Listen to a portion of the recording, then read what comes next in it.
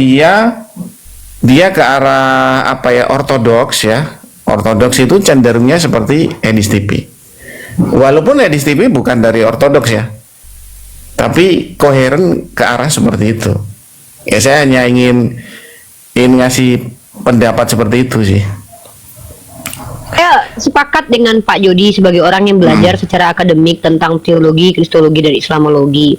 Saya baca beberapa jurnal ilmiah dari gereja-gereja atau STT. Memang mainstream, gereja Katolik mainstream dan Protestan mainstream atau jumhur kalau dalam bahasa kami boleh dikatakan begitu, atau mayoritasnya atau lazimnya itu memang penyalipan ini diklaim sebagai karya Allah. Betul sekali. Jadi Edis TV kan jadi begini Uni Rifat. Jadi tentang konsekuensi tentang sistematika teologi. Nah begitu itu sesuatu yang tidak dipahami oleh Edis TV. Ya setahu saya beliau nggak sekolah gitu loh, nggak sekolah STT setahu saya loh ya. Nah Hanya begitu Pak, jadi. bilang, kenapa para pendeta-pendeta besar seperti MYM, orang-orang Katolik, kemudian Perbum Veritatis, kemudian Pak Bom, karena mereka mengenyam sekolah teologi. Betul. Ah, Betul jadi justru apologet Kristen seperti Agatha, kemudian Edis dan kawan-kawan itu orang-orang yang tidak mengenyam Sopiatul, itu bukan orang yang sekolah teologi ya, mereka itu sekolah penghujat ya teman-teman ya.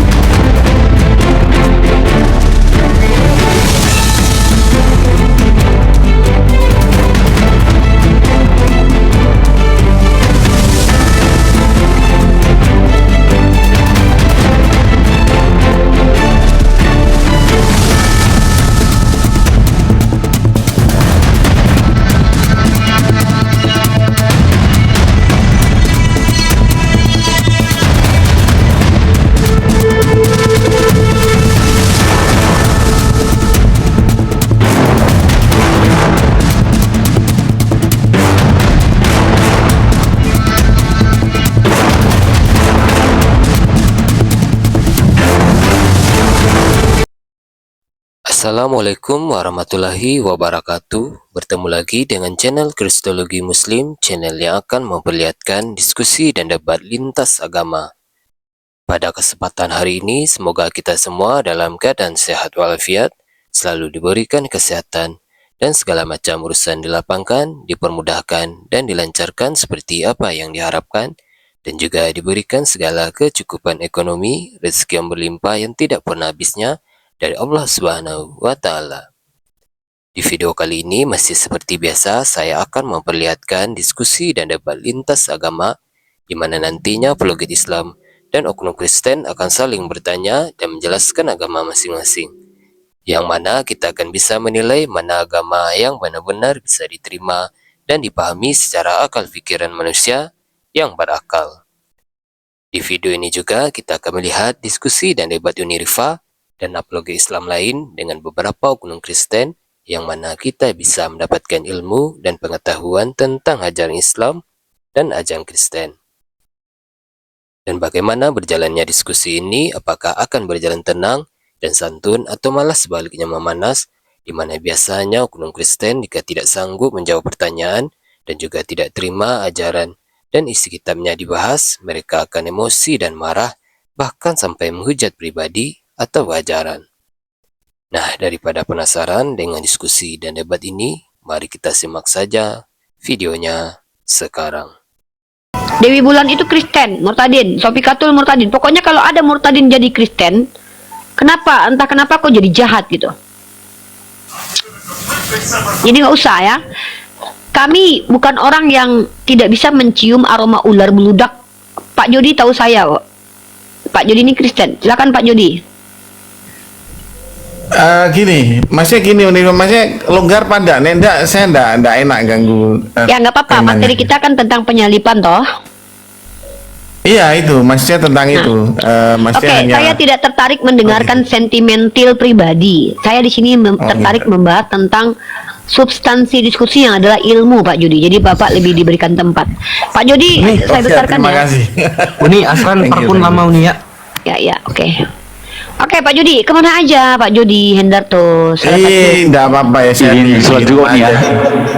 Izin sholat dulu nih ya. Ya, Dek. Kemana aja, Pak? Iya. Apa? Sibuk dengan Ya terima kasih ya pastelnya? buat apa ya, buat Uniriva yang ngasih kesempatan. Ya, tolong pelanin dikit. Terima kasih buat Uniriva yang ngasih kesempatan untuk bahas ini ya tentang Edis TV dan apa namanya Pak Bom Bom ya. Bom. Oh, kemarin itu saya hanya ingin nganu aja sih, ingin apa ya? Iya maksudnya ingin mengurai saja kenapa kok bisa begitu sih? Ya semoga Atau mungkin bisa. Pak Jody, harapan saya adalah memberikan pemahaman perspektifnya Pak Jody nih dari orang yang boleh dikatakan Kristen tapi memiliki dogma yang berbeda dengan doktrin yang berbeda dengan beberapa Kristen lainnya. Jadi Pak Jody pertama boleh menguraikan kira-kira kenapa seperti ini, nanti boleh disampaikan kira-kira kalau Pak Jody itu lebih kemana dan penjelasannya seperti apa. Seperti itu. Iya baik ya, terima kasih buat kesempatannya teman-teman dan Uniriva dan yang lain-lainnya. Jadi sebetulnya kenapa kok bisa terjadi perbedaan tafsir ya antara Pak Bom Bom dengan Edis TV? Nah itu sebetulnya karena pengaruh warna doktrin. Pengaruh warna doktrin. Jadi sebetulnya apa yang dinarasikan Pak Bom Bom itu lazim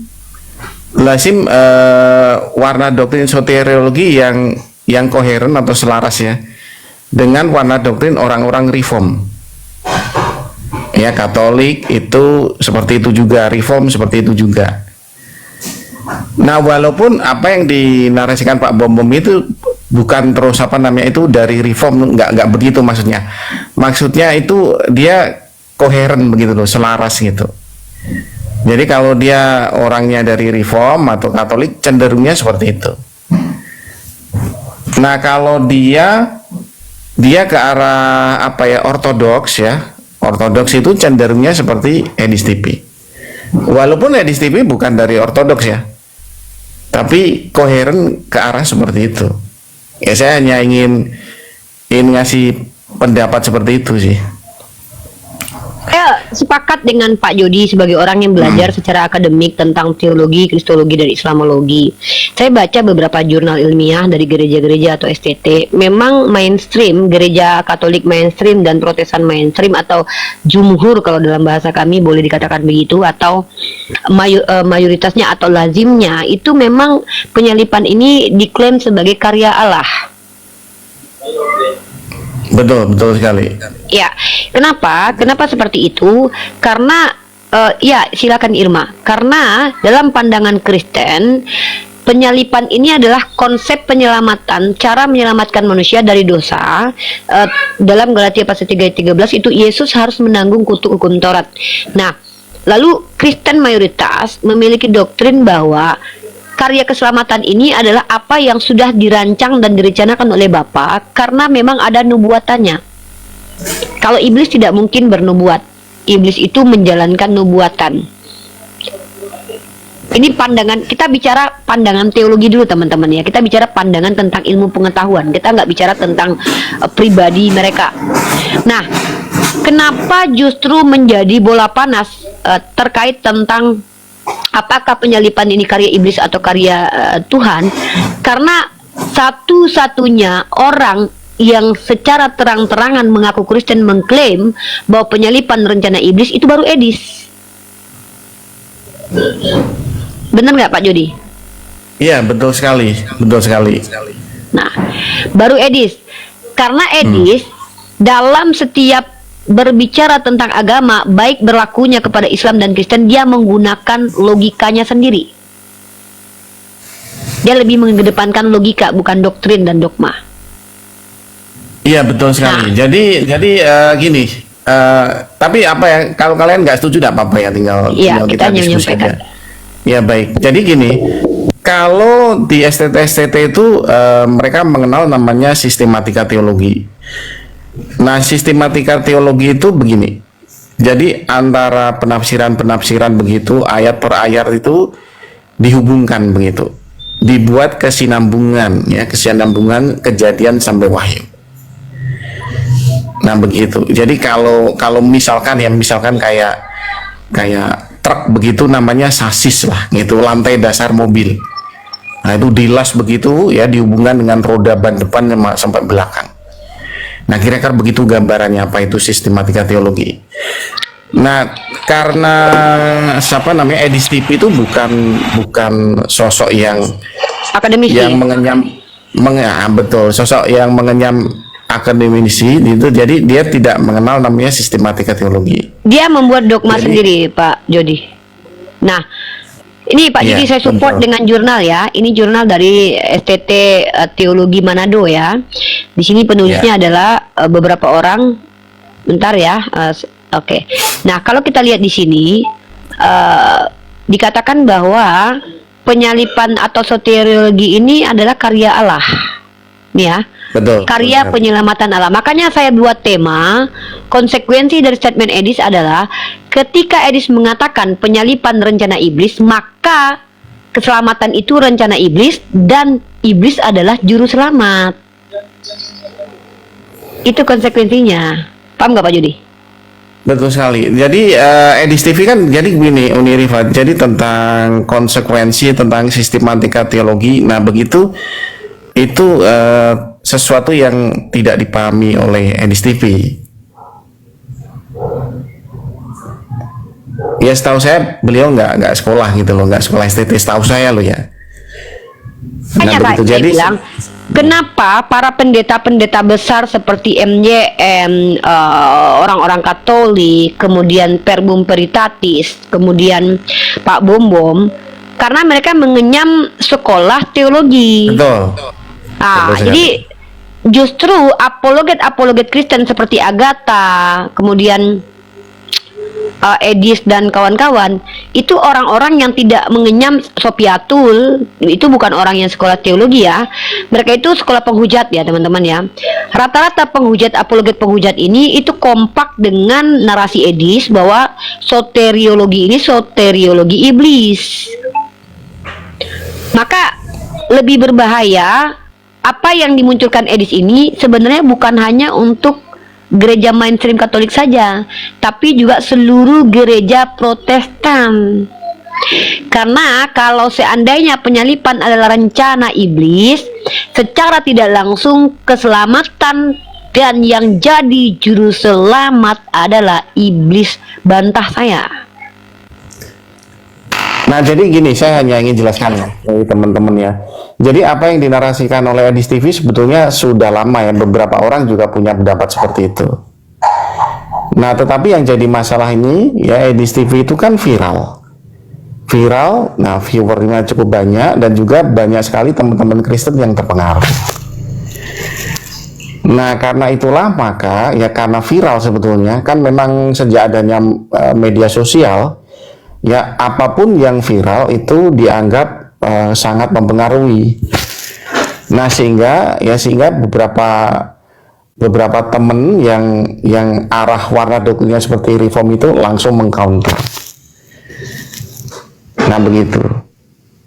Ya jadi ini counter ini terjadi itu sebetulnya karena viral aja. Kalau masalah yang punya narasi seperti itu sebetulnya udah lama ada gitu. Tapi kan viewernya paling juga 17 orang, 20 orang gitu kan. Nggak ada yang peduli.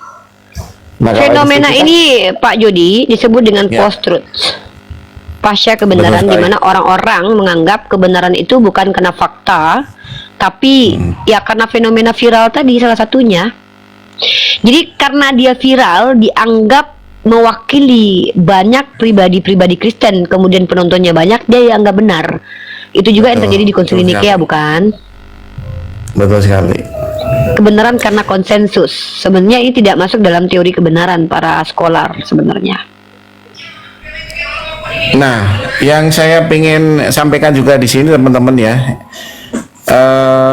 kenapa kok apa yang dinarasikan oleh EDIS TV itu berpengaruh ya? Karena memang ada beberapa kelemahan tentang soteriologi warna doktrinnya reform ya, apa yang diwakili Pak Bumbur. Nah, kelemahannya itu adalah ya tidak ada breakdown atau urean ya. Ini bagaimana Allah Bapa itu merancang penyaliban ini ya, tindakannya apa? Nah, itu nggak ada breakdownnya. Nah, tindakan merancang penyaliban itu seperti apa? Lalu kemudian dieksegesi, ditafsir dari ayat mana? Itu tidak jelas. Nah, contoh ya, kalau misalkan ya eksegesinya agak jelas itu bisa mematahkan Edis TV dengan baik. Ya, contoh misalkan begini, tindakan pertama dari kitab Kejadian ya. Allah Bapa membuat jebakan ya, jebakan pasif Adam dan Hawa ya, bahwa dia akan jatuh dalam dosa ketika makan buah pengetahuan baik dan jahat. Nah, itu tindakan yang pertama, misalkan begitu. Ya, Allah membuat tindakan pertama yaitu membuat jebakan ya, jebakan pasif. Nah, gitu. Misalkan ya seperti itu ya. Oh, jadi Adam dan Hawa ini memang dijebak oleh Tuhan Allah itu sendiri. Nah, tapi Pak Jody sebagai orang yang saya anggap normal di antara Kristen lainnya, mungkin Ya, Pak Jody coba jangan begitulah. saya bantu. Nggak, ini kalau saya ngomong beneran. Coba saya bantu untuk mengeksegesinya. Tapi Ya. eksegesis berdasarkan tekstual, kontekstual, dan esensi dari Tuhan. Kita menggunakan esensi Tuhan. Kalau kita sepakati bahwa Tuhan itu adalah semua perbuatannya baik, maka kita tidak akan menerima bahwa Tuhan merencanakan kejahatan, betul? Tapi ada yang istilahnya itu izin. Dan saya akan bawa ke Pak Jody bagaimana Islam. Islam itu Tuhannya tidak Pak Jody, saya bawa dulu ke ranah Lahul Mahfuz ya. Lahul Mahfuz itu adalah ketetapan Allah, di mana apa yang terjadi itu sudah tercatat dan Allah sudah tahu apa yang akan terjadi sebelum sesuatu itu ada. Paham ya? Karena kita bicara tentang Tuhan yang transenden, Tuhan yang pengetahuannya melampaui ruang dan waktu. Paham Pak Jody? Iya, siap. Oke, lalu kita beranjak. Dulu para ulama Islam itu bertengkar gara-gara adanya paham Qadariyah dan Jabariyah. Ini gara-gara membahas masalah ini, Pak. Nah, maka kemudian keburukan yang terjadi di dunia itu, diksi yang lebih tepat itu bukan iradat Allah, tapi lebih ke izin Allah. Dan Al-Quran punya, kami kalau bicara itu saya punya dalilnya semua. Pertama, iradat Allah hanyalah kebaikan dan kemudahan, bukan kesukaran. Seandainya ada musibah, maka itu atas izin Allah. Seperti itu, ya. Nah, jadi begitu. Bentar ya, ada telepon nih. Bentar, saya ada telepon.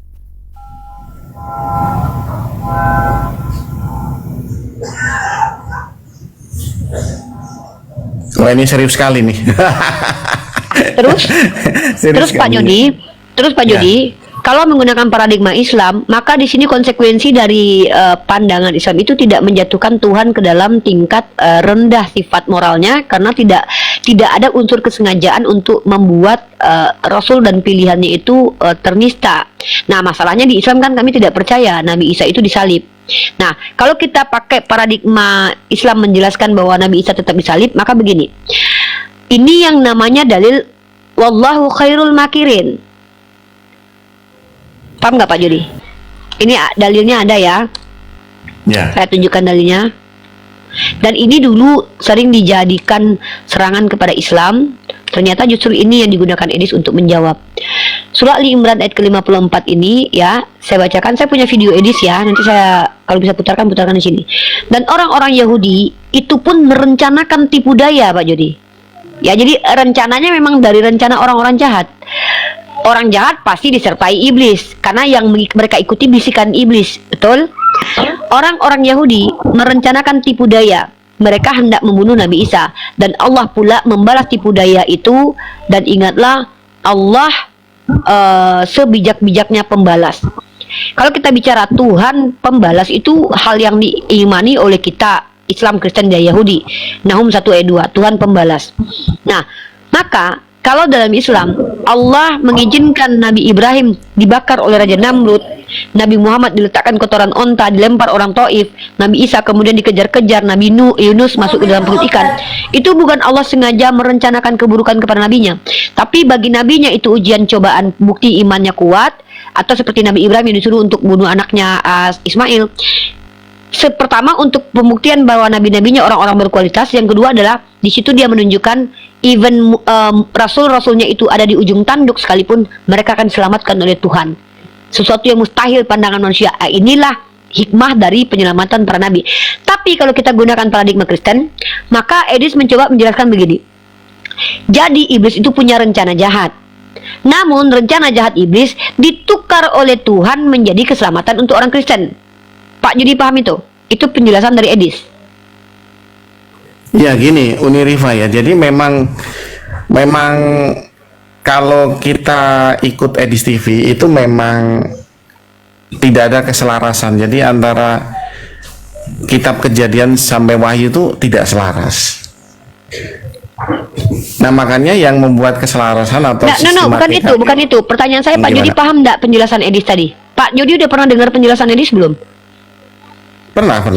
Edis menjelaskan rencana iblis itu ditukar oleh Tuhan menjadi rencana keselamatan. Paham nggak? Nah, konsekuensi dari penjelasan Edis ini adalah bahwa kejahatan iblis itu disupport atau diridhoi oleh Tuhan. Dalam Islam, keinginan setan untuk menyesatkan manusia diizinkan Allah tapi dimurkai. Di Edis, kejahatan iblis diizinkan Tuhan lalu diridhoi. Nah ini bahayanya. Artinya kayak Tuhan berpihak kepada kejahatan. Itu konsekuensi logik dari penjelasan Edis. Makanya kenapa orang Kristen kaget, mengguncang ini benar-benar mengguncang karena tidak ada satupun ahli teologi atau tidak ada satupun soteriologi Calvinis, soteriologi universal, soteriologi Armenian itu percaya bahwa penyelipan itu rencana Allah. Benar nggak Pak Jody? Iya ini gini ya Uniriva, kita mulai breakdownnya uraiannya dari pangkal masalah itu penafsiran ya di dalam Yesaya 45 ayat 7. Nah jadi begini, ini menurut saya loh ya. Jadi di dalam Yesaya 45 ayat 7 itu ya, itu kalau kita pakai bahasa yang asli itu Tuhan Elohim ya, gitu aja lah, Elohim gitu. Tuhan Elohim itu dia ya yang menciptakan kebaikan dan kejahatan. Nah kalau Uniriva kan beda ya, Allah Subhanahu wa Ta'ala nggak begitu. Nah gimana ulang lagi Pak, sorry gimana? Jadi kalau kita make Yesaya 45 ayat 7 ya, kalau nggak salah ya ayatnya, Yesaya 45 ayat 7 itu Tuhan Elohim itulah yang menciptakan kebaikan dan kejahatan. Nah itu Pak Jody, tapi rata-rata Kristen itu tidak terima dengan itu. Nah betul sekali. Ayatnya ada, ayatnya ada. Itu saya tahu, itu ayatnya ada. Tuhan yang menciptakan kegelapan dan terang, menciptakan kejahatan. Tapi Kristen mayoritas suka untuk meniadakan ayat seperti tentang doktrin mereka yang fundamental Trinitas ini. Artinya kebanyakan kawan-kawan Kristen itu mau menggambarkan Yesus ini adalah pribadi Tuhan yang jauh lebih baik daripada Tuhan Bapa gitu. Silakan Pak Jody. Iya, jadi gini, Uniriva ya. Jadi itulah kenapa istilah penafsiran Edis TV itu muncul. Ya. Kenapa muncul? Karena di dalam konteks Allah Bapa merancang penyaliban ini ya, mereka punya doktrin itu sangat ambigu. Ya ambigu. Jadi begini loh. Doktrin ini dituntut untuk berani menyatakan secara tegas bahwa memang Tuhan Elohim atau Allah Bapa gitulah yang menciptakan kejahatan. Ya berdasarkan Yesaya 45 ayat 7. Nah, cuman kejahatannya kan begini, kejahatannya itu kan ya maksudnya harus spesifik ya. Jadi bukan kejahatan membobol uang bank begitu, enggak begitu. Nah, kejahatannya adalah ya itu bisa kita baca di dalam, kalau nggak salah ya, Matius 26 ayat 31 yang dia merupakan penggenapan nubuatannya dari Zakaria 7 ayat 14 kayaknya. Ya saya agak lupa ayatnya ya. Jadi di sini memang ya pada malam hari ini genaplah Nats yang menyatakan bahwa aku akan membunuh gembala dan para kawanan domba itu tercerai-berai. Ya jadi memang memang diulang lagi di dalam Matius 26 ayat 31, aku membunuh gembala. Jadi memang Allah Bapa itulah yang menjadi dalang pembunuhan terhadap putranya. Betul, betul. Nah, Harusnya secara ayat itu begitu. Nah. Lanjut. harusnya begitu kan? Harusnya begitu. Ya, Nah, harusnya begitu. harusnya begitu. Tetapi, tetapi kan- ya lanjut. Iya kan? Tetapi mereka takut untuk menafsir seperti itu. Padahal bunyinya Eksekutornya begitu. adalah Hansip Romawi dan juga orang Yahudi. Kalau kita alegorikan Ya kan, ini, sebetulnya ya kita nggak bahas nggak bahas eksekutor ya, karena Kita bahas kalau kita karya tingkat rencana. tingkat Allah ya itu adalah dalang atau sumber rencana begitu. betul. Ya kalau cuman masalah eksekutor ini mah bisa siapa saja, itu nggak terlalu penting untuk menjadi perdebatan. Nah begitu. Tetapi yang jadi masalah itu warna doktrin Pak Bobom ini, mereka tidak mengakui bahwa ya Allah Bapa itu yang menciptakan kejahatan yang dia buat adalah melakukan tindakan pembunuhan kepada putranya. Nah ini jadi semakin sulit ya, karena memang harus warna doktrinnya harus penafsirannya begitu. Nah kalau kita tidak tegas seperti itu, nah warna doktrin seperti EDIS-TV itulah yang berkembang. Ini boleh dikatakan sebagai warna doktrin baru ya. Kenapa? Dan mungkin ini doktrinnya Edis ini bisa berkembang ini menjadi denom sendiri nanti ini. Bisa disebut dengan soteriologi Ediisme. Kalau dulu kan soteriologi Calvinis, soteriologi universalis, soteriologi Ya itu Arminian. kan sebetulnya seperti fenomena Tritunggal lawan Oneness kan. Jadi begini, Iya. Uni Riva. Nah, Tritunggal sepakat itu nggak Pak ambigu. Jody? Kalau ini bakalan jadi soteriologi Ediisme. Oh pasti itu. Iya. Pasti. Jadi begini, kalau kita lihat ya fenomenanya tuh mirip-mirip, hampir sama. Tritunggal ya duluan muncul. Ya, ambigu dia. Ambigu. 3 tapi 1, 1 tapi 3. Kan begitu? Nah, orang Oneness tuh kalau membuli ya mengejek tuh bilang makan 3 gorengan bakwan ngaku 1, kan begitu. Betul. Ya walaupun itu bulian yang sepele ya, tetapi banyak orang yang menjadi kecewa. Ya kan, kecewa terhadap doktrin Tritunggal ini. Kenapa kok saya ini kok bulat begitu? Bulat Nah, memang. lalu muncullah warna doktrin baru ya Oneness, yang kemudian berkembang di TikTok begitu. Nah, nanti soteriologi EDIS-TV ya sama ya, dia akan berkembang ya karena ambigunya warna doktrinnya reform begitu yang tidak tegas dan tidak jelas. Pak Jody, kalau kita lihat pendapat dari John Calvin dalam situs teologi Reform Blogspot di sini kita baca, John Calvin menempatkan salib Kristus sebagai pusat dari teologi dan pengajaran Kristen dan Institutes of the Christian Religion. Calvin menekankan bahwa kematian Yesus adalah tindakan penebusan yang sempurna, di mana dosa manusia dihapuskan melalui pengorbanan yang dilakukan oleh anak Theos. Menurut Calvin, salib adalah tempat di mana keadilan Theos dipuaskan dan kasih Theos dinyatakan secara penuh. Dari narasinya John Calvin, dia berpihak kepada bom-bom ini ya. Betul sekali. Jadi yang kalau saya lihat tuh warna doktrinnya Reform sama Katolik itu koheren ya.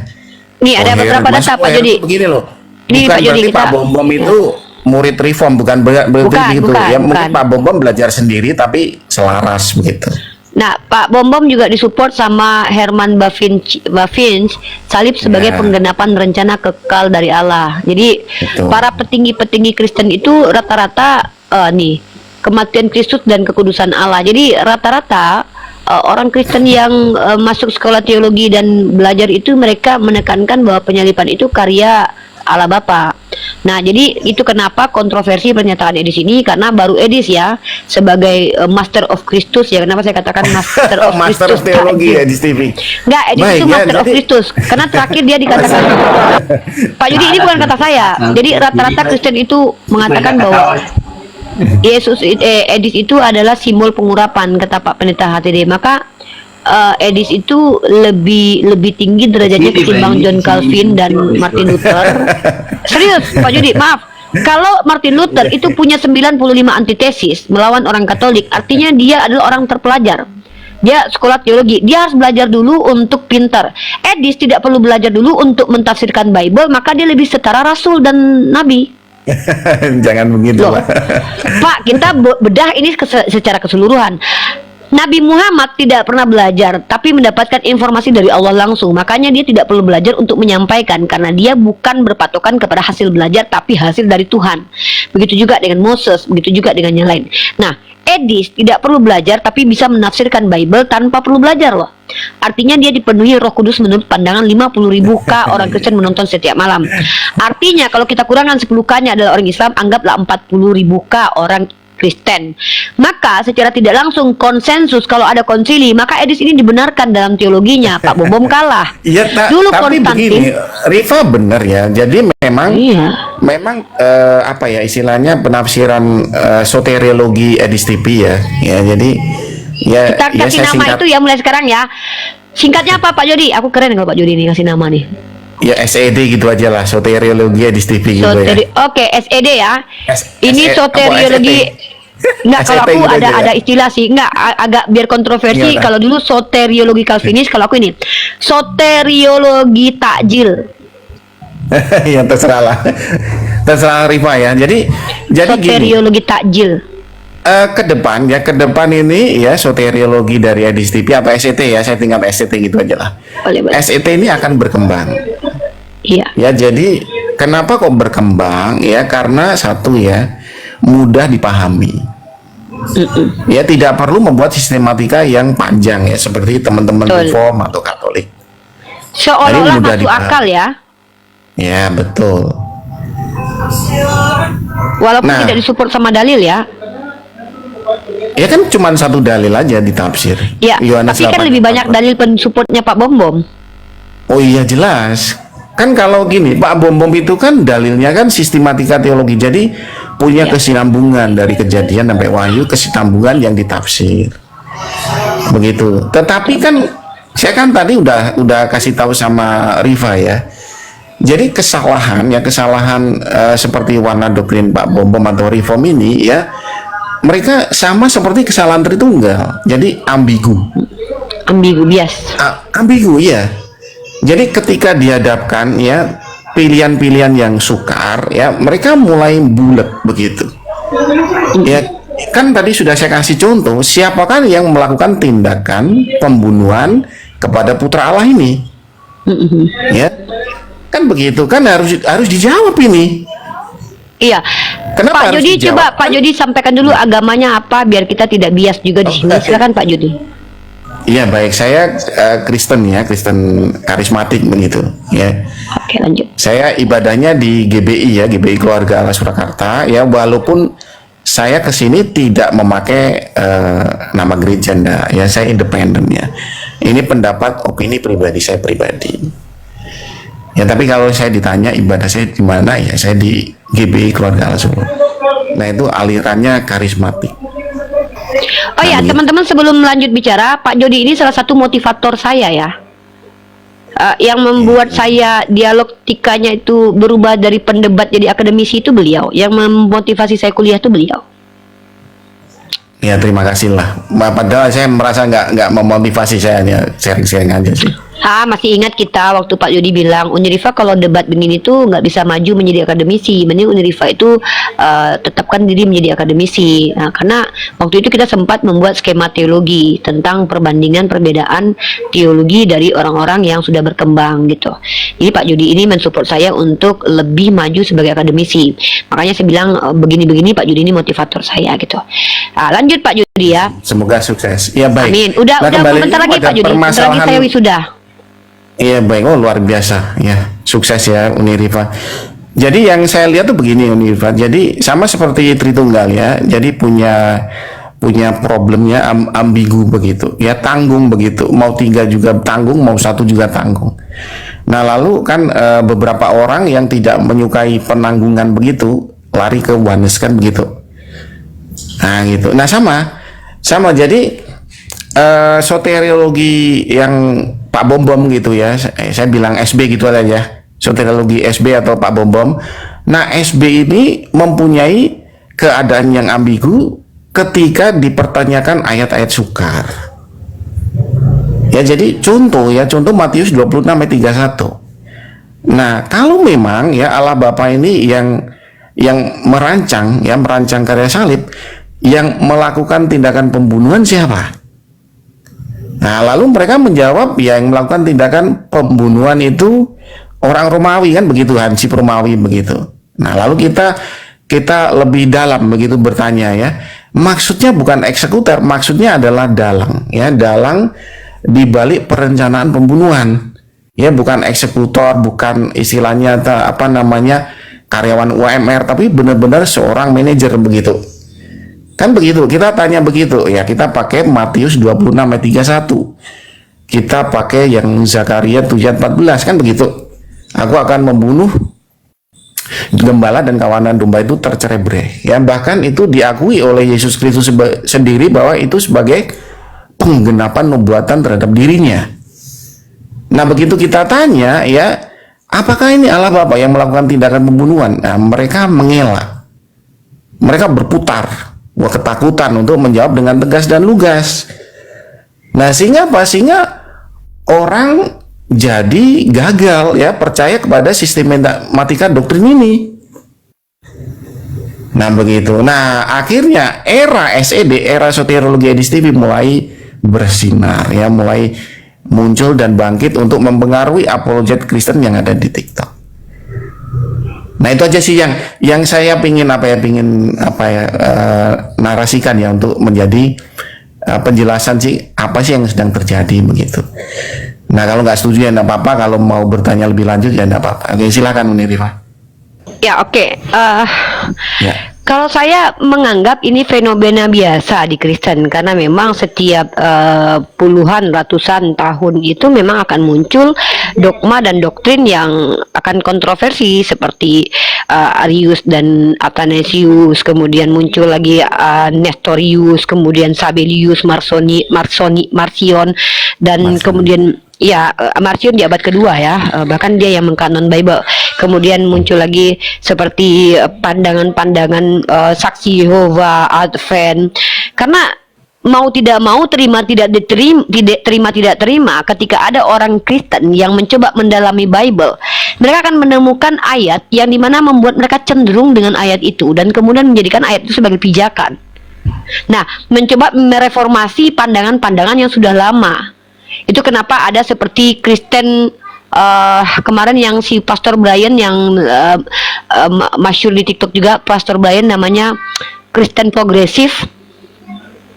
Pak Jody tahu kan, Kristen progresif, Kristen yang berprogresif gitu kan, liberal lah begitu. Nah, liberal. Kemudian juga ada soteriologi pun berbeda antara Pak Budi Asali dan kawan-kawan seperti Esra Soru, berbeda dengan Armenian, berbeda dengan universalis.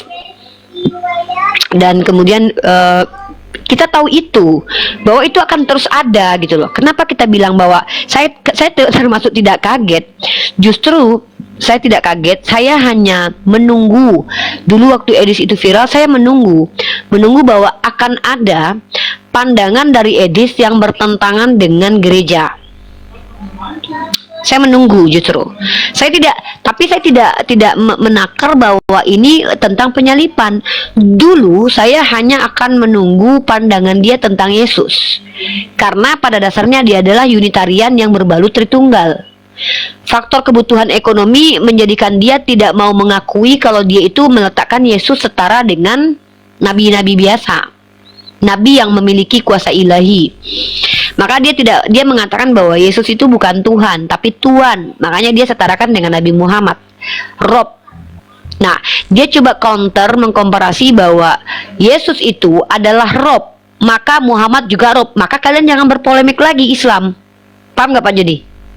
Ya. Nah, tapi ketika dia menyampaikan hal seperti itu, yang terjadi adalah orang-orang Protestanisme dan orang-orang Katolik akan terganggu. Karena orang-orang Protestan dan juga Katolik tidak menganggap Yesus itu Tuhan, melainkan adalah Allah juga. Gitu. Allah. Karena kalau kita bicara tentang Tuhan, itu dia dianggap sebagai yang diberi kuasa, tapi dia Allah. Dalilnya Yohanes 1:1. Benar Pak Jody ya. Makanya ketika kita lihat periset Trinitas itu, wah saya ditelepon Kaprodi nih, bentar.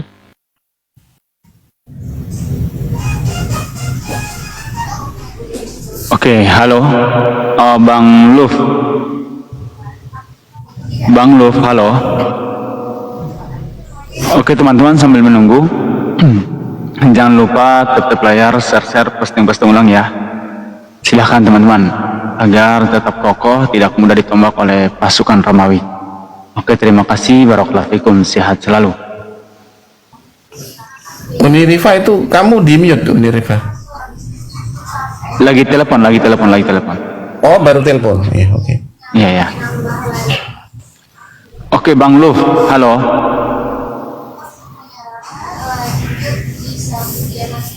Kayaknya ke mute ini. Oke, buka mute-nya.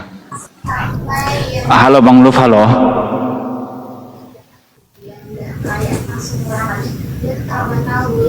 Oke.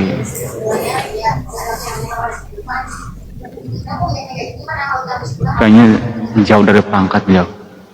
Silakan teman-teman dibantu tutup layar, share, posting ulang. Oke, sorry. Itu tadi Pak dosen saya. Besok saya ujian itu Pak Jody. Besok ujian Sempro.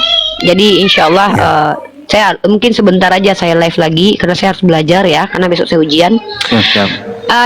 Jadi Pak Jody, fenomena ini tuh sama persis dengan fenomena Athanasius dan Arius ya. Satu itu. Dan yang kedua adalah akan ada pandangan baru terkait tentang penyaliban ini karya iblis yang mana nanti disederhanakan oleh pihak-pihak seperti Verbum Veritatis, MYM. Walaupun saat ini masih terlihat bertentangan, tapi nanti akan ada seperti jalan damai gitu.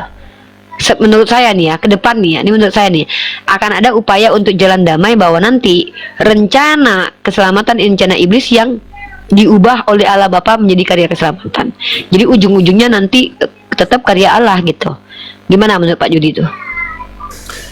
Iya, jadi memang benar ya. Jadi memang apa yang dikatakan Uni Rifa memang sudah ke arah seperti itu. Jadi kalau kita lihat itu Oneness ya muncul ya. Jadi gini, Oneness itu muncul dengan alternatif yang baru. Yang pertama itu yang membuat karya penyaliban itu adalah Yesus itu sendiri, di mana ya Yesus adalah Bapa itu sendiri. Ya, jadi memang dia datang untuk bunuh diri, begitu kira-kira begitu narasinya. Iya betul. Nah Begitu. Kalau yang Oneness loh ya. Sebenarnya kalau kita rujuk kepada Oneness dan Tritunggal, ayat eksplisitnya tuh menggunakan paradigma Kristen tuh Oneness lebih banyak.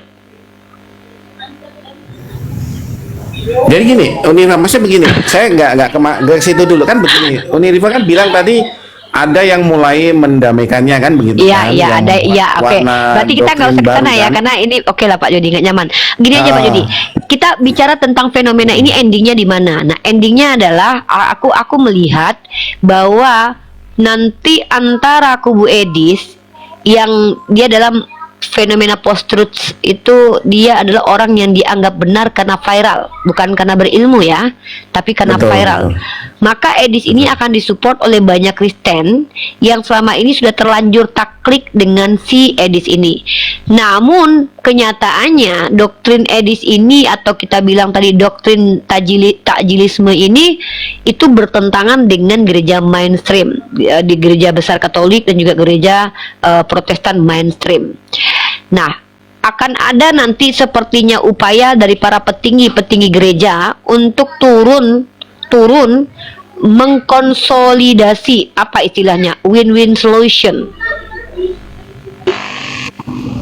Sepertinya. Kalau win-win solution kan tadi udah ada. Jadi kan gini, Pak Haji Sesoni atau Oneness itu ya, walaupun dia tidak melakukan tindakan bunuh diri, dia tidak mengakui seperti itu. Yang dia akui memang ini adalah karya keselamatan yang mengubah karya iblis menjadi karya Allah begitu. Yes. Narasinya seperti itu. Ya, dan itu sama persis seperti doktrinnya Edis. Enggak, kalau Edis kan memang apa ya? Rencana Maksudnya iblis yang punya- dirubah Allah. Enggak, yang punya ide untuk karya penyaliban itu kan Iblis. iblis, ya kan? Tapi kalau dirubah apa oleh Allah. namanya, kalau Jesus only enggak, yang Dia punya idenya dari ide Allah, tetap gitu. Allah. Nah, yang punya ide tetap Berarti Allah. itu Kristen mainstream begitu. Memang Kristen Katolik dan Protestan mainstream memang begitu. Rencana awal tuh dari Allah Bapa. Jesus only juga gitu, rencana Allah itu dari Yesus sendiri. Kan mereka nggak kenal Bapa kan, kenalnya Yesus. Oh iya, kan? Yesus sendiri. Yesus sendiri yang membuat rencananya rencana dari rancangan. Yesus sendiri. Kata kuncinya 3 Pak Judi. Ini kalau aku boleh kita biar enak ya Pak Judi. Jadi ada yang namanya kehendak, rencana, baru eksekusi, baru karya. Karena kalau kehendak ini kan keinginan dulu muncul, baru nanti ide untuk merencanakannya, yaitu rancangan, baru ketiga adalah hasilnya atau karya. Nah, kalau Edis itu dia menganggap bahwa penyalipan itu rencana dan karya iblis, artinya Allah Bapa tidak terlibat. Hanya saja ketika Allah itu Bapa sudah tidak terlibat, terjadi, betul. Allah Bapa merubah itu menjadi karya keselamatan untuk umat Kristen. Nah, itu Edis. Artinya Allah Bapa tidak terlibat di antara ketiga ini, bukan pembawa rencana, bukan, dan ini Edis bertentangan dengan doktrin ada nubuatan tentang kematian Yesus di dalam Perjanjian Lama. Nah, itu bertentangan dengan itu. Jadi Allah Bapa itu punya kehendak, tapi tidak berkehendak Yesus disalibkan. Allah Bapa punya rencana, tapi bukan rencana untuk penyalipan Yesus. Allah Bapa punya karya, tapi karya keselamatan bukan menyalibkan Yesus. Edis menganggap bahwa semua itu baik rencana, baik kehendak, rencana, dan karya adalah milik iblis. Benar nggak Pak Jody? Iya, sepertinya seperti itu. Gitu. Nah, tapi ada sedangkan dimodifikasi ya sama teman-teman Jesus only. Nah, gitu. Jadi Yesus yang punya rencana, ya kan? Yesus yang punya rencana, tapi iblis yang Yesus yang punya rencana keselamatan, ya, tapi tidak punya rencana penyaliban. Kita ngomong Jesus only ya, yang baru-baru untuk menanggapi kan. Saya diskusi dengan mereka. Dia karya keselamatan, rencana iblis, tapi dia karyanya keselamatan. Iya. Dia menyelamatkan posisi Yesus ya. Sebagai tersangka. Artinya orang Yesus only ini membersihkan nama Yesus sebagai tersangka ya Pak Jody ya. Betul sekali. Karena gini loh, kan Yesus only nggak kenal Bapa.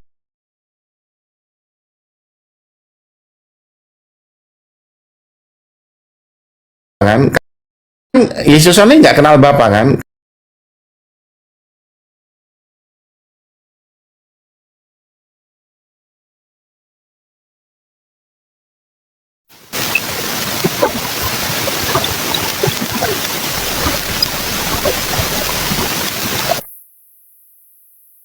Kan udah pasti langsung hilang. Iya dong. Iya. Kan langsung doktrinnya jadi Yesus bunuh diri. Iya. Kalau dia bunuh diri kan berarti kan tersangka pembunuhannya nggak ada. Nggak ada. Dia sendiri menyerahkan nyawanya. Iya kan? Dia sendiri menyerahkan nyawanya. Nah, makanya Jesus only bilang dia tidak memihak bom-bom, tidak memihak XTP, ya betul. Nah, jadi ada empat nih Pak Jody. Sebenarnya ada 5. Pertama adalah ada yang menganggap penyalipan itu rencana dan kehendak iblis hanya dirubah menjadi karya keselamatan oleh Bapa. Ada yang menganggap bahwa rencana dan karya Bapa, iblis hanyalah alat yang digunakan Bapa untuk menjadi eksekutor. Kemudian ada yang mengatakan bahwa rencana Bapa yang menggunakan iblis hampir sama dengan yang tadi, tapi lebih ke bahwa itu juga iblis punya rencana gitu loh. Hanya saja rencana iblis untuk keburukan, rencana Bapa untuk kebaikan gitu loh. Kemudian ada lagi yang terakhir ini oneness tadi, bahwa Yesus tidak Yesus tidak terlibat karena dia itu Bapa tidak terlibat. Bapa tidak terlibat karena Bapa adalah Yesus. Jadi Yesus sendiri yang merencanakan untuk menyerahkan nyawanya sebagai pengorbanannya kepada untuk bunuh diri, menyerahkan nyawanya. Menyerahkan nyawanya. Nah, kalau aku justru punya pandangan beda lagi Pak Jody. Kalau menurut aku justru rencana, rancangan, dan karya iblis tiga-tiganya. Yohanes 8:3. Ya, maksudnya gini, kita kan baru membahas yang diizinkan oleh Tuhan terjadi gitu. Iya. Nah, Kan jadi aku gini, juga Nirifah, kan? boleh dong. Ada 4 doktrin dari Kristen, masa satu Boleh, Islam nggak nggak boleh? apa-apa. Boleh, nggak Kalau aku apa-apa. udah Maksudnya tanya aja. begini kan, ini kan baru muncul, baru berkembang muncul kan begitu. Jadi kan kalau nanti kebanyakan nanti pada bingung gitu Nirifah. Kan nanti kalau sudah muncul banyak ya kayak contohnya di musim penghujan mau 5 mau 7 juga nggak apa-apa. Tapi yang baru muncul kita sederhanakan ya. Yang baru muncul itu ada 3 sebetulnya. Yang baru muncul ya, yang ingin berkembang. Yang pertama itu Edis TV ya, itu seperti itu. Yang kedua Pak Bom ya seperti itu. Nah ini yang baru dari teman-teman Jesus Only, tidak memihak Edis TV, tidak memihak Pak Bom. Nah jadi tuduhan terhadap Bapak yang merancangkan penyaliban itu langsung sirna, langsung sudah hilang lagi tuduhannya. Ya. Nah makanya kalau teman-teman diskusi dengan Jesus Only ya, menuduh ya, mendakwa bahwa Bapak melakukan tindakan pembunuhan terhadap putranya, itu gugur ya, jelas nggak nyambung. Karena kan mereka percaya bahwa Yesus Kristus ini adalah Bapa itu sendiri datang ke bumi untuk bunuh diri, kan begitu. Betul. Nah kan begitu, kan memang warna doktrinnya begitu ya, walaupun mereka nggak ngaku terus terang bahwa bunuh diri ya, mereka bilang bahwa Menyerahkan itu untuk nyawa. menggenapi nubuatan, menyerahkan nyawanya, diperhalus lah begitu. Diperhalus lah. Diperhalus begitu, tapi Walaupun ya ujung-ujungnya secara juga realitas sebenarnya saya itu orang yang baik hati kepada teman-teman kita, memberikan diksi-diksi yang lebih tepat loh Pak. Saya tidak katakan Iya. itu bunuh diri ya. Lebih tepatnya itu kalau bunuh diri ini tidak ada alasan Pak. Maksudnya alasannya bisa kekecewaan atau dia sakit hati. Tapi karena Yesus punya alasan yang eksplisit, yaitu dia menyesali tindakan di masa lalu di mana dia menciptakan manusia yang kemudian jatuh ke dalam dosa, maka dia lebih tepat dikatakan harakiri Pak. Iya, tapi kan gini, kan saya udah pengalaman diskusi sama teman-teman Jesus Only ya, kalau saya bilang begitu itu pada marah. Ya, Karena itu tadi diksi ini dianggap tidak tepat karena diksi ini tuh diksi yang tak terbantahkan tapi fakta, tapi ya secara rasional tertolak. Ini masa Tuhan harakiri? Kalau Tuhan harakiri artinya dia menyadari bahwa dia melakukan kesalahan gitu. Tapi pada faktanya secara tekstual sudah tertulis Tuhan menyesal gitu. Jadi itu satu. Yang kedua, istilah untuk Tuhan yang jadi manusia pun saya juga punya istilah. Padahal saya carikan diksi tertepat loh. Itu adalah Tuhan kemanusia-manusiaan gitu. Saya masih dianggap menista lagi. Padahal saya tuh niatnya baik supaya Kristen itu punya kamu sendiri, Pak. Iya, memang gimana ya? Saya tuh kadang tuh sering ya dianggap apa ya, membela Islam, menjilat Islam begitu ya. Kalau hadir sama Unirifa begitu ya, padahal saya tuh hanya begini, yang jelasin sama teman-teman Kristen itu saya sering bilang ya, kalian punya Jujur, Pak Jadi. istilah-istilah. Bukan jujur kan begini ya. Mereka kan punya warna doktrin. Saya bukan jujur begitu, maksud saya begini loh. Ya demi ya supaya kalian itu bisa ya menjelaskan warna doktrin kalian dengan baik. Ya kan demi nih warna, misalnya kan Pak Bom punya warna doktrin reform kan supaya bisa dipahami dengan baik dan supaya warna doktrinnya Edis TV tidak berkembang. Maka kalau ada framing yang negatif seperti Bapak melakukan tindakan pembunuhan terhadap putranya, asal ayatnya itu benar-benar ada ya sudah diakui saja. Nah, itu yang sulit Pak Jody ya. Jadi kalau saya bilang seperti itu ya Unirifa ya, itu nanti saya tuh waduh Pak Jody ini jadi penjilat Islam gitu. Wah, Pak Bom aja yang ngatain saya cerdas sudah dihina sekarang. Pak Bom kemarin Pak Bom kenapa mengatakan saya cerdas? Karena saya basicnya itu data dari jurnal Kristen, dan memang saya sudah sampaikan Edis itu bertentangan dengan doktrin mainstream. Karena secara doktrinal Kristen meyakini penyalipan karya Allah karena keselamatan itu datang dari Allah.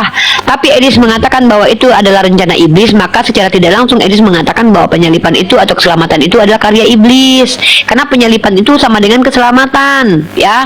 Yesus kalau mati di tiang listrik, di kayu listrik, di kursi listrik, dia nggak menembus dosa karena dia harus dinubuatkan oleh Tuhan bahwa dia matinya di kayu gitu loh. Dia tidak mati di celurit, bukan mati ditabrak bus gitu loh. Kalau dia mati ditabrak bus, dia tetap nggak bisa menembus dosa karena tebusan dosa itu terjadi karena dia mati seperti yang dinubuatkan oleh Bapa gitu. Nah, tetapi orang-orang Kristen tidak mau mengakui bahwa sama-sama mengganggu nalar sebenarnya. Mengimani penyalipan adalah rencana Allah Bapa, maka ini berakibat fatal seolah-olah Bapa memang sengaja ingin menyiksa anaknya. Padahal kan Yesus bilang begini, padahal kan di situ kepadanya aku berkenan, inilah dia anaknya yang kepadaku aku berkenan. Kan nggak ada tertulis salibkanlah dia, tapi apa? Dengarkanlah dia. Kan itu yang dikatakan Edis. Maka konsekuensi logik mengimani bahwa Bapak yang punya rencana penyalipan, artinya Bapak yang katanya mengasihi itu omon-omon aja, tapi ingin menyakiti Yesus. Nah, Pemirsa bisa nggak? Ini kan mungkin banyak sekali viewernya. Ini kan ada hampir 1.000 orang ya. Mungkin banyak yang belum membaca Matius 26 ayat 31. Oke, siap. Matius 26. Jadi, iya. Nah inilah yang terkadang dihindari teman-teman Kristen ya, ayat yang sukar seperti ini. Nah itu bagaimana ya kadang tuh? Apa ayatnya di Apokrifa biasanya? Enggak sih, Maka memang berkatalah Yesus. Enggak, biasanya kan orang Kristen kan penjelasan kepada kita kan metode Apokrifa ayat 1 dibuang tapi ayat kan baru. nanti kalau mereka mengapokrifa ya, tidak mengakui ayat itu. Iya betul. Ya, Ini untuk Pak Bom ya. Ini untuk Pak Bom ya. Lebih tepatnya untuk orang Gio dan Pak Bom ya. Maka berkatalah Yesus kepada mereka, malam ini kamu semua akan tergoncang imanmu karena aku, sebab ada tertulis, aku akan membunuh gembala dan kawanan domba itu akan tercerai-berai. Artinya ini pernyataan dari Allah Bapa sendiri gitu. Ya kan aku di sini kan Allah Bapa. Allah Bapa. Iya. Allah Bapa. Aku kasih ke Pak Bom ini ya. Bentar aku bantu Bom dulu ya. Aku kasih ke Pak Bom dulu ya. Pak. Iya kan? Akunya kan Allah Bapa, gembalanya kan Yesus Kristus. Nah, sekarang yang dimaksud domba itu adalah para rasul, para murid kan? Iya kan? Ada yang punya nomor HP Pak Bom nggak? Pak Jody punya? Nggak punya saya. Tolong dong yang punya nomor HP Pak Bom kasih ayat itu dong, rame-rame tag di Pak Bom untuk support Pak Bom. Kita tuh nggak tega lihat Pak Bom di anatema sama mayoritas apologet penghujat ya. Ya Pak Bom walaupun semi-semi berhala juga tapi nggak apa-apa lah. Bukan dia puji-puji aku, nggak. Kasih ke Pak Bom Matius 26:31 ini ayat untuk menguatkan imannya, semoga tidak tergoyahkan, tetaplah percaya bahwa karya penyalipan itu punya Bapa ya.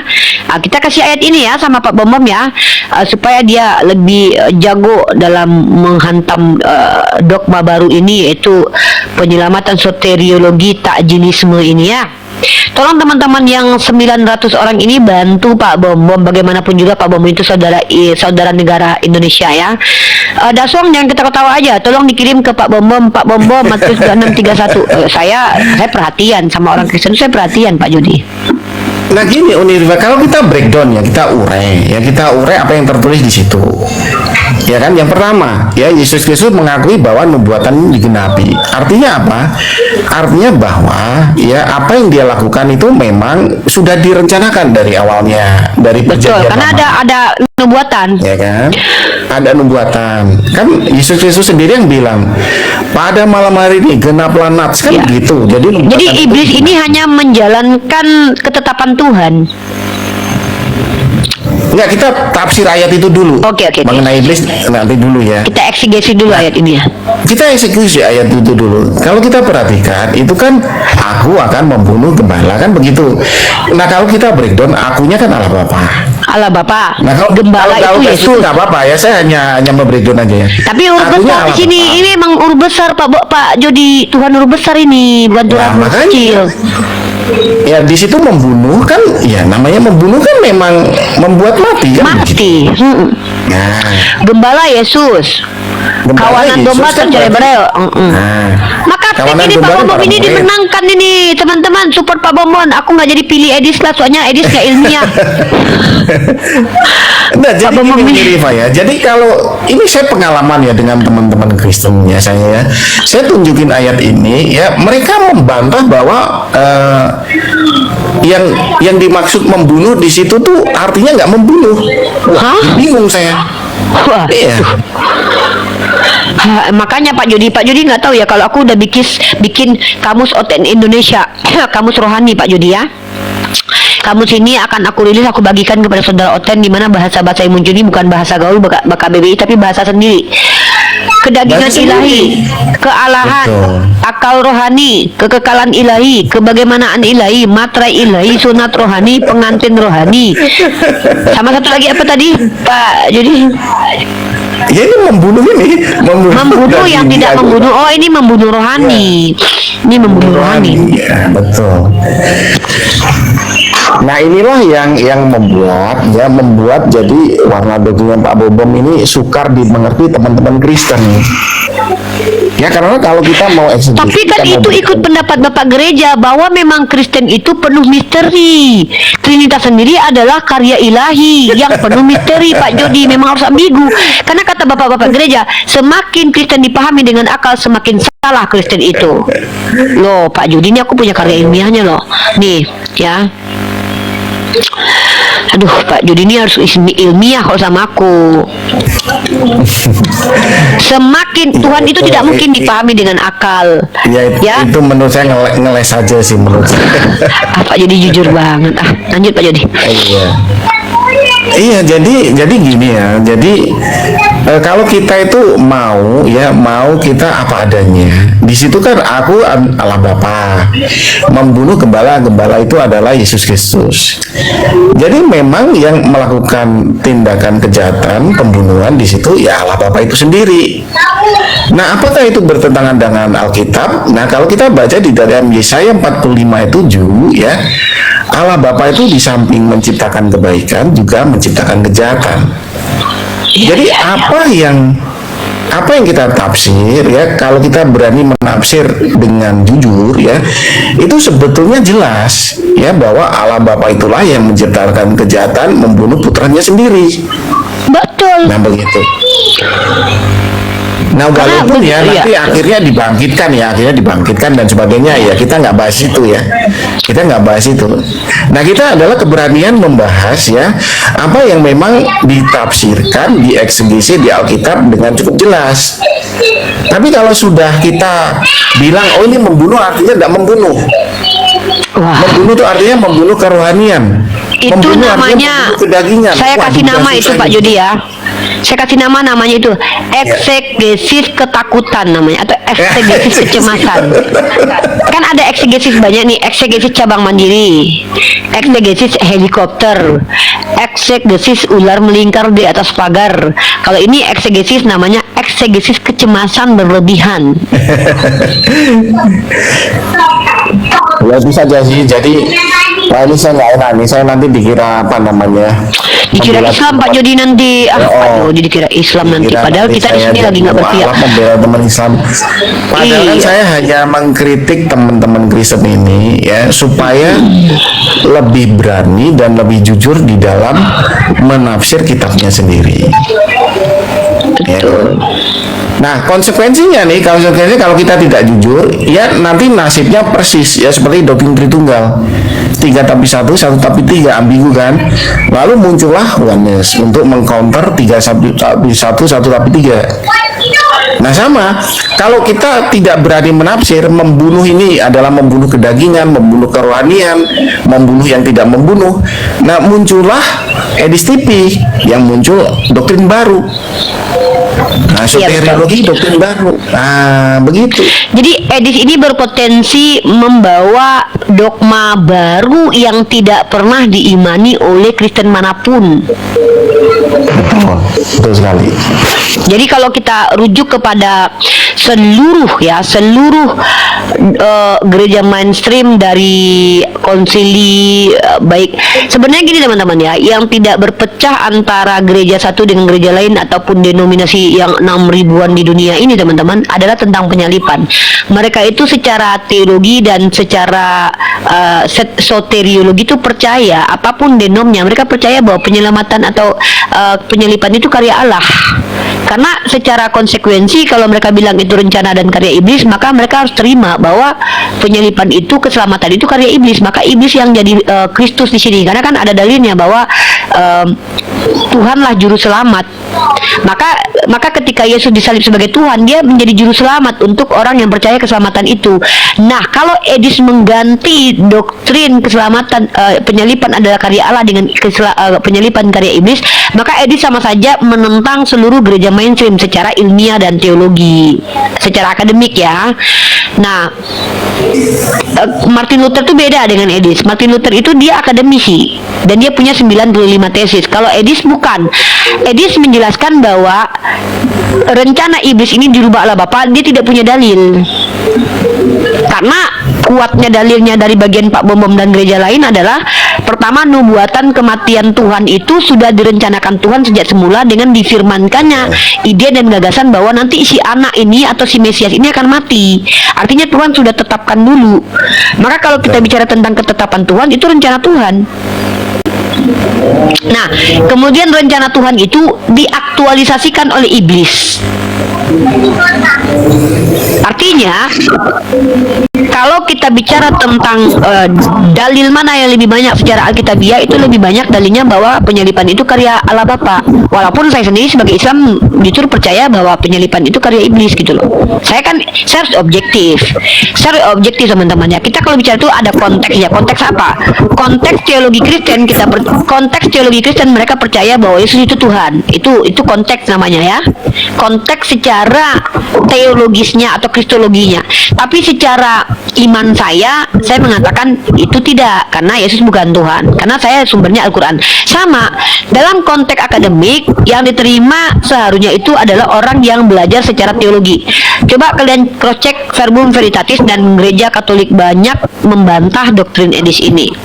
Nah, kenapa doktrin Edis ini diterima oleh apologet? Karena rata-rata para apologet yang bersama Edis itu bukan orang terpelajar, tidak sekolah teologi. Contoh seperti Sofiatul, dia tidak sekolah teologi. Cintana. Iya. Iya, kalau memang ya saya sendiri yang enggak sekolah juga Universitas, jadi saya nggak enak ya kalau apa mengagung-agungkan yang sekolah ya. Saya sendiri nggak sekolah teologi. Nah, jadi memang kalau kita tidak sekolah teologi, memang kecenderungannya lo ya setuju dengan apa yang dinarasikan oleh Edis. Iya, nggak, ini untuk sementara orang-orang Kristen yang menerima Edis ini, untuk sementara mereka bisa tertawa dulu. Tapi nanti ketika setelah dibedah oleh sekolah teologi, itu akan babak belur nanti. Karena konsekuensinya itu tadi, kalau penyalipan itu karya iblis, maka keselamatan itu adalah karya iblis dan iblis adalah Kristus. Ini bahaya. Iblis adalah juru selamat. Ini konsekuensi logik loh ya. Ini saya kasih paparkan konsekuensi logik. Kalau nih saya bilang kalau dipercaya penyalipan itu rencana dan karya iblis, maka secara tidak langsung Edis dan kawan-kawan percaya bahwa iblis adalah juru selamat. Makanya dulu kalau kita dengarkan orang-orang Kristen, gereja mainstream dan para pendeta bilang bahwa penyalipan itu karya kudus Allah, karena yang menjadi juru selamat adalah Allah. Tapi karena Edis membawa paradigma yang tidak disupport sama dalil, itu ya. Bentar ya.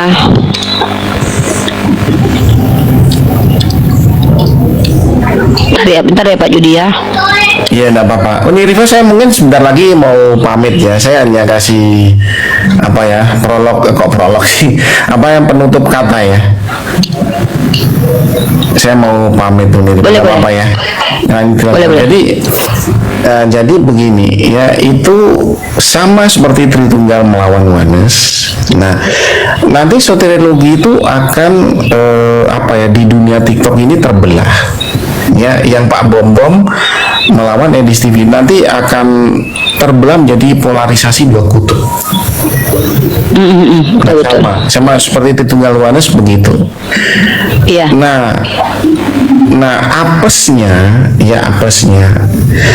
apesnya ini yang seperti warna dognya Pak Bom ini, di dalam melakukan penafsiran Matius 26 ayat 31 itu tidak berani tegas. Apesnya di situ. Nah kalau berani tegas itu mungkin masih agak sedikit selamat begitu. Sulit. Ya, bisa. Kenapa? Gini Pak Jody, Ya.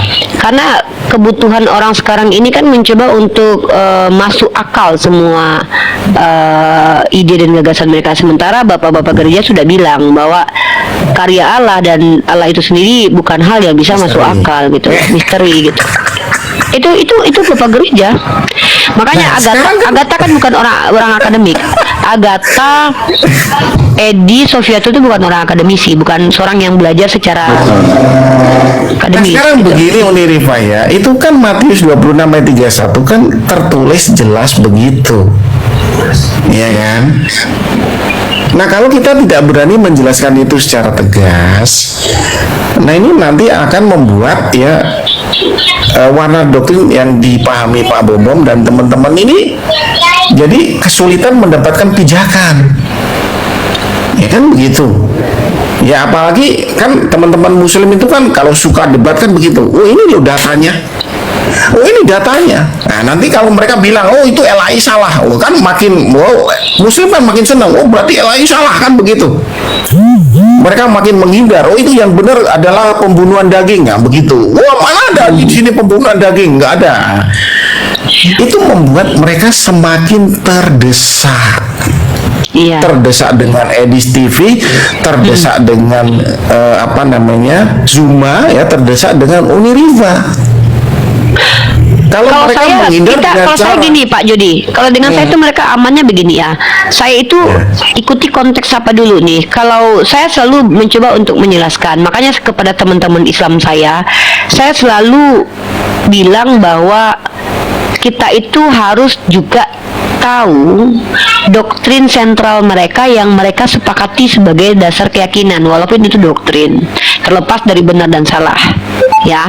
Makanya saya tadi bicara tentang asran, terkait tentang apa tadi yang saya bahas.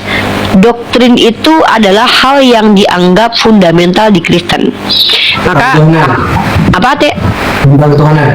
Nah, tentang ketuhanan. Kita tuh harus tahu bahwa mereka itu, bapak-bapak gereja mereka itu merumuskan doktrin-doktrin yang mereka jadikan sebagai hal yang fundamental.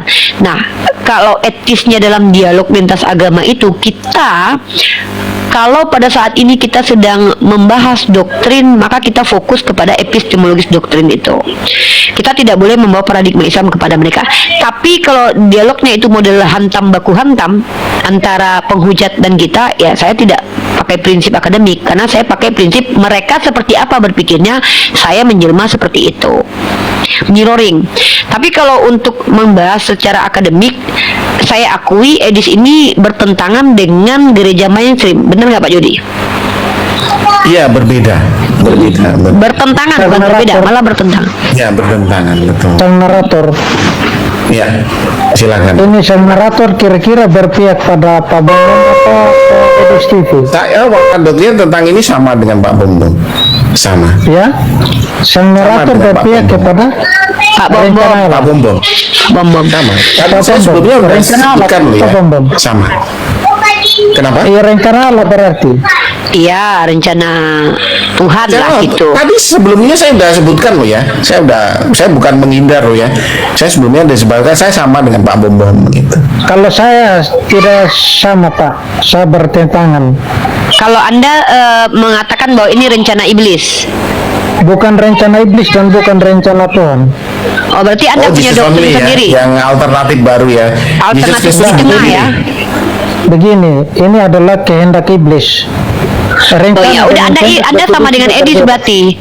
Kehendak karena itu begini. gini bro, Anda harus pahami bro. Kehendak itu, rencana itu muncul dari kehendak dulu. Kalau kehendak tidak ada, rencana tidak ada. Iya, definisinya Karya itu yang kita hasilnya. maksud. Rencana itu dia masih satu tingkat lagi untuk mencapai kehendak itu. Itu karya. Rencana itu mengatur. Bro, coba saya bantu Anda Makanya. deh. Bukan Anda coba Baca dulu Anda tuh. buka KBBI. Rencana Maaf, itu saya tidak. potong sebentar. Oke. Saya potong sebentar. Saya pamit dulu, kan mumpung Siap, udah siap. ada yang menggantikan saya. Saya karena ada tugas yang harus saya kerjakan. Siap. Saya pamit dulu. Ya silakan apa yang lain diskusi dilanjutkan. Ya wis. Ya, Terima kasih ya gini loh, kesempatan, ya. Pak, ya. Thank you Pak Jody, sehat selalu. Ya, Ini sama-sama. salah satu Terima kasih. motivator saya ya. Walaupun beliau Kristen, saya dan beliau itu saling mengisi teman-teman. Kami bukan berdebat kusir, tapi saling mengisi. Jadi gini bro, iman Kristen ya. Kalau Anda mengatakan bahwa penyelipan itu rencana iblis, maka rencana keselamatan itu dari iblis dan keselamatan itu adalah hasil dari pikiran iblis. Maka iblis adalah juru selamat Anda, bro. Begini, menurut saya iblis bukan rencana iblis. Kalau rencana iblis berarti dia lebih berkuasa dari Mana yang benar nih tadi dia rencana maha kuasa iblis? kalau Yang bisa. Bukan rencana Bro, iblis. Anda, kehendak saya iblis. bingung maksudnya apa? Nah, iblis punya kehendak. Yang merencanakan siapa? Aduh, bahaya Nggak kalau ada. rencananya rencana Tuhan. Tapi rencana, Oh, tidak ada yang merencanakan. Saya jelaskan dulu sampai. Kalau Anda bilang tidak ada rencana, Alkitab, Anda berbohong. ada Alkitab, Kenapa? ada Alkitab. Sebelum Yesus mati itu Ada sudah ada Alkitab. perencanaan dulu. Ada Alkitab di situ. Gini Ada Alkitab. bro, Anda tahu tidak? Anda Enggak, ada ingin Alkitab makan. di situ. Sebentar Saya saya tanya. jelaskan ayatnya di mana. Bentar dulu bro, bentar bu. Anda mau makan, apakah ada proses makan memakan? Enggak, itu saya bilang sama kamu di situ ada Alkitab enggak? Ya. Kalau enggak supaya saya jelaskan Iya, tapi ayatnya di mana. saya itu Kalau orang ini yang ingin merupakan Anda itu kehendak tegas. iblis. Yang iblis itu apa? Iblis itu Anda apanya? berusaha memaksakan logika Anda untuk Saya tidak paksakan logika. Anda bicara sama saya yang berlogika, terus Anda bilang saya paksakan logika. Justru saya konfirmasi sama Anda. Saya tanya, kalau menurut Anda ada 3: A. Kehendak, B. Rencana. Itu adalah proses berjalannya kehendak supaya kehendak terlaksana. Rencana namanya, planning. 3 adalah karya. Karya itu hasil dari kematian itu. Kalau iblis yang punya kehendak bahwa Yesus mati, ini lebih berbahaya lagi Anda daripada Edis. Kalau Edis bilang itu rencana, artinya yang berkehendak itu bisa jadi Bapak. Kenapa? Pembuat rencananya adalah, Anda harus tahu itu.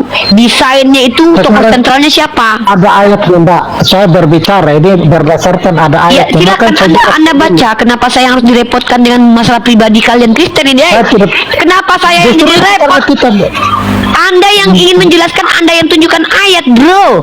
Kok Anda Makanya, yang menjelaskan, saya sekarang- kasih ayat? sekarang Ini saya Kristen ini kenapa ini? aduh, Mbak Irma lagi gak ada suaranya itu. Kenapa di renter? Gak ada urusannya sama begini, Irma Mbak, ini. Lukas 23 itu, Mbak dengar dulu. Lukas 23, ketika Yesus ditangkap, Yesus dihadapkan kepada Pilatus. Sampai kepada Pilatus, Yesus diserahkan kepada Herodes. Sampai kepada Herodes, dikembalikan lagi kepada Pilatus, begitu. Sampai di Pilatus, orang banyak katakan bebaskan Barabas dan salibkan Yesus. Mereka orang banyak yang ada pada saat salibkan Yesus. Pada saat itulah kata salib itu ada, Mbak. Artinya Apa ini? orang-orang yang berteriak itu Gak ngerti bang, berarti saya ngerti bang. Abang ngomong sama keluarga Daripada abang aja, iblis, Mbak. nggak ngerti. Gak paham bang. Bang, yang jelas lah bang. Iya, karena Cobalah sama Greg dulu, Greg sebelum sama Uli atau Irma maju deh. Coba itu luruskan sah dulu. untuk Gak ngerti Anda ini, sendiri gak paham. saja. Kita Bahasa kan roh. menjelaskan Coba, Ini apa bahasa roh. maksudnya? Irma dulu sama Greg. Kayaknya maju bahasa ke roh dulu. dia tuh. Aduh, Bahasa bahasa roh rohnya. nggak ngerti aku. Coba.